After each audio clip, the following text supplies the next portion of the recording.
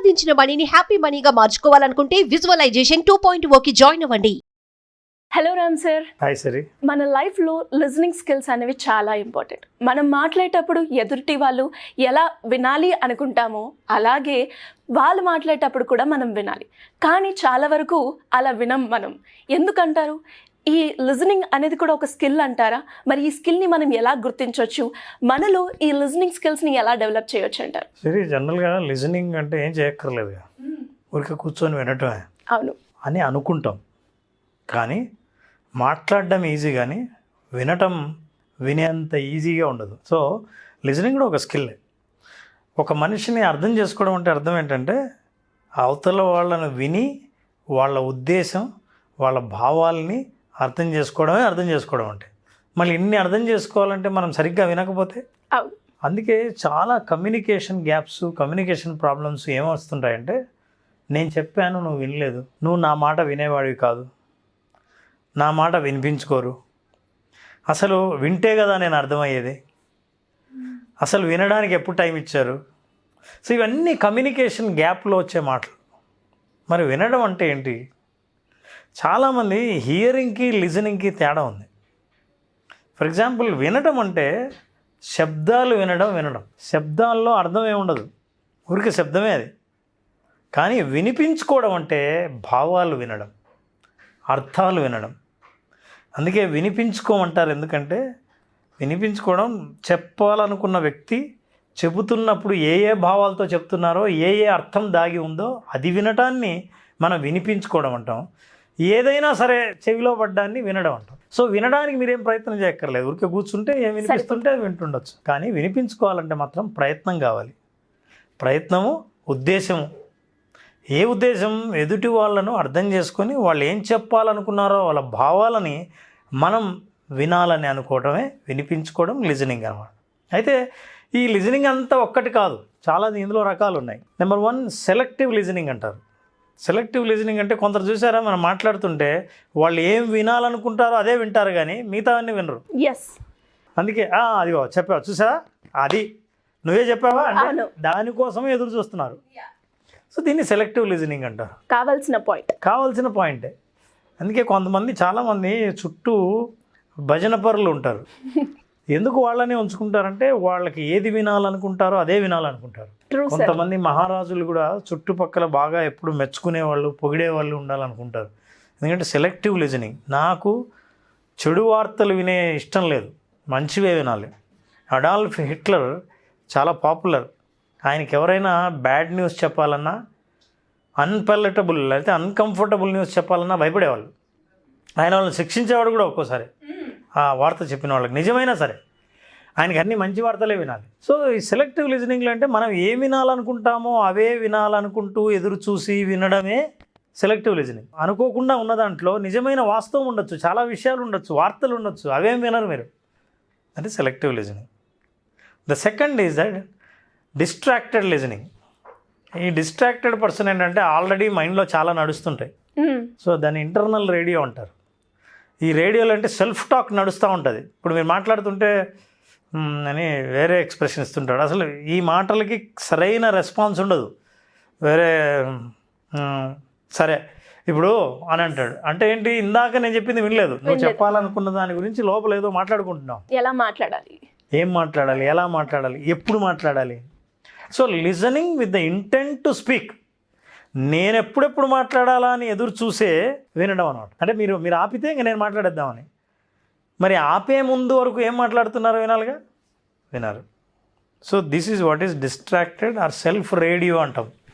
లోపలే ఒక రేడియో నడుస్తూ ఉంటుంది, వాటితో మాట్లాడుతుంటారు. అందుకే వాళ్ళ ఫేషియల్ ఎక్స్ప్రెస్, అవును వింటున్నావా నేను చెప్తుంటే అని అంటారు. చూసారా, ఒక్కోసారి మాట్లాడుతున్నా చూస్తా మళ్ళీ లేదా వినకపోతే ఇందాక ఏమన్నా మళ్ళీ చెప్పు అని అంటారు. ఇంకా సెల్ఫ్ రేడియో నడుస్తుంది. టెక్నికల్ డిస్ట్రాక్షన్స్ కొన్ని ఏంటంటే, టెక్నికల్ అంటే ఇప్పుడు మనం మాట్లాడేది వినేది ఎక్కువ ఫోనే కాబట్టి ఫోన్లో సరిగ్గా వినిపించకపోతే ఇది కూడా లిజనింగ్లో పెద్ద ఛాలెంజే. సరిగ్గా వినలేం, మనిషికి ఎమోషన్స్ ఎరప్ట్ అవుతాయి.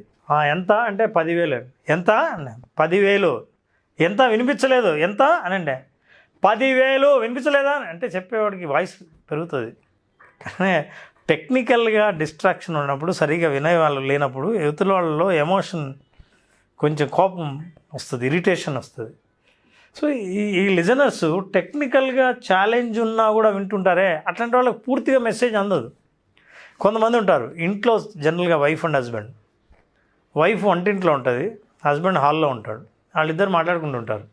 మధ్యలో చాలా డిస్ట్రాక్షన్స్, కుక్కర్ విజిల్ సౌండ్ చేస్తుంది, పిల్లలు ఆడుకుంటూ ఉంటారు, మీరు టీవీ ఆన్ చేస్తారు, సౌండ్ వస్తుంది, ఏదో వస్తువు కింద పడుతుంది, ఇందాకేదో అన్నావు అని గట్టిగా అరుస్తారు, ఎందుకు అంత గట్టిగా వస్తా అంటారు. అనవసరమైంది ఇవన్నీ టెక్నికల్ డిస్ట్రాక్షన్. మీరు ఏం చేయొచ్చు, ఒక 2 అడుగులు ముందుకేసి మీ ఆవిడతో ఏం చెప్పాలనుకున్నదో వినొచ్చు.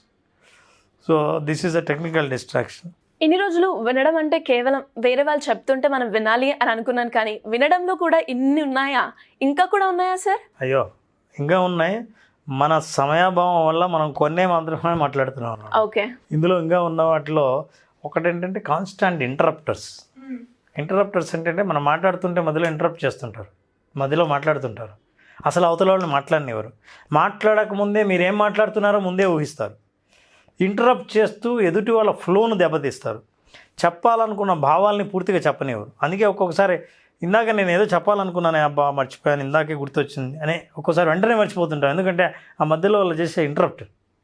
ఆ ఇంటరప్టర్స్ ఏంటంటే అయిపోయిందా, ఇంక నేను మాట్లాడినా, నీది అయిపోతే నేను మాట్లాడతాను అంటే వీళ్ళు ఎప్పుడెప్పుడు మాట్లాడదామా అని ఎదురు చూస్తున్నప్పుడు అవతల వాళ్ళని ఇంటరప్ట్ కాన్స్టాంట్గా చేస్తుంటారు.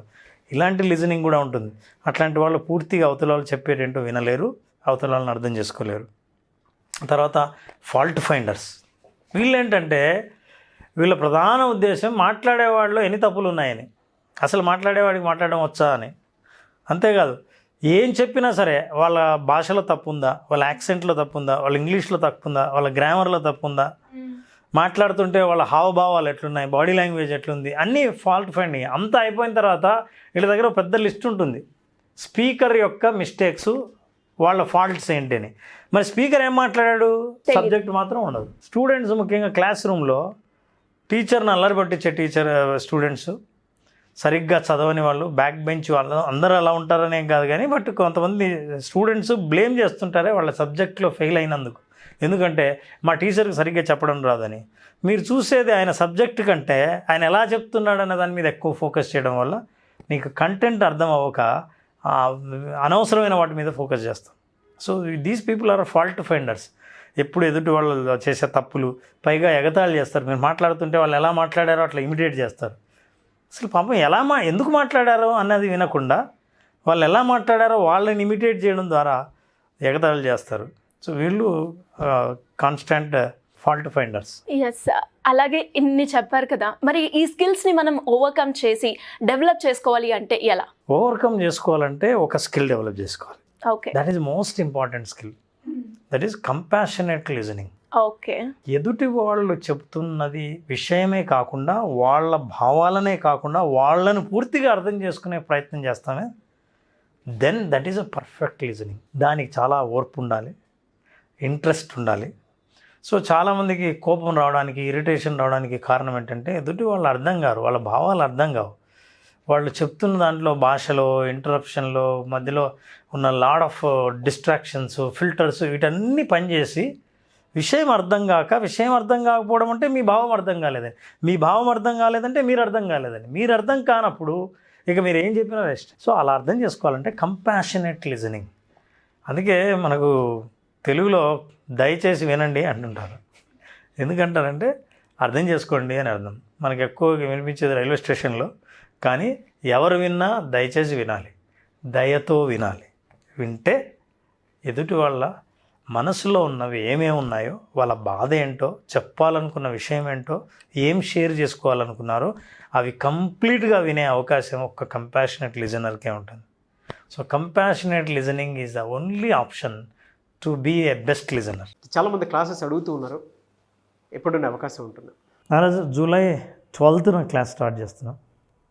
చాలామంది అడుగుతున్నారు 5 days సెషన్లో. ఈ 5 days సెషన్లో అసలు మనిషి ఏమీ లేని స్థితి నుంచి, ఉన్న స్థితి నుంచి ఉన్నత స్థితికి చేరడం కోసం, ఆర్థికంగా ఉన్నత స్థితికి చేరడం కోసం, ఉన్న వనరులను ఎలా ఆలోచించాలి, ఎట్లా మనం ఆర్థికంగా ప్రగతి సాధించాలి, ఆర్థిక స్వాతంత్రాన్ని సాధించాలి తెలుసుకోవాలనుకుంటే విజువలైజేషన్ 2.0 హ్యాపీ మనీని, మీ మనీని హ్యాపీగా మార్చి హ్యాపీ మనీని మీ దగ్గరకు చేర్చే మార్గాలు తెలుసుకోవాలనుకుంటే ఈ ప్రోగ్రామ్ అటెండ్ అయిన వాళ్ళకు ఖచ్చితంగా విజువలైజేషన్ 2.0లో ఎక్స్పీరియన్స్ అవుతారు. జూలై 12th నుంచి బ్యాచ్ స్టార్ట్ అవుతుంది. జాయిన్ అవ్వాలి అనుకున్నటువంటి వాళ్ళు స్క్రీన్ మీద కనిపిస్తున్న నెంబర్కి కాల్ ఆర్ మెసేజ్ వాట్సాప్ చేసి వెంటనే ఎన్రోల్ చేసుకోండి.